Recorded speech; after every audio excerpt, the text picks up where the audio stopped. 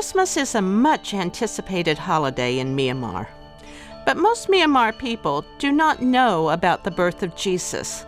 They don't know that God became flesh and dwelt among us. But this season in Myanmar is the best and the most free time for Christians to speak about Christ. A community-wide celebration was planned. The area next to the multi-purpose building boasted a temporary stage, a rented sound system, and lights powered by a generator. Most people in the village had never seen a sound system before. And honestly, I don't think the sound system guy was very familiar with the equipment either. But one group after another came to practice on stage. The children actually began their practice for the extravaganza back in October, and they could not contain their delight at the chance to perform. A hearty breakfast of duck eggs and rice was served.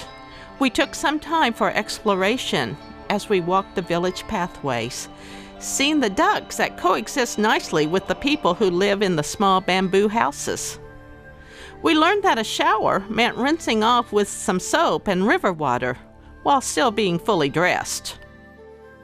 Courtney, a teacher from Indiana, was an immediate favorite among the kids. She passed out paper and crayons and asked the kids to draw pictures. Before lunch, she encouraged them to do a good job of washing their hands by blowing bubbles with the soap. The bubbles were greeted with gales of laughter. We met with the village elders to work out some issues regarding the school and the well. The discussion then turned to other village needs. Young people with no access to capital and no marketable skills can only work as seasonal day laborers, barely making a subsistence wage, with no hope at all for a better future. Out of a lengthy discussion that included women as well as men, 2 needs were identified that can be met through vocational training: sewing and tailoring for girls, and small engine and generator repair for the boys. As we discussed this possibility, there was growing excitement in the room. The hope and optimism of this small delta village that has suffered so much loss began to burn a little brighter. But privately, I was worried.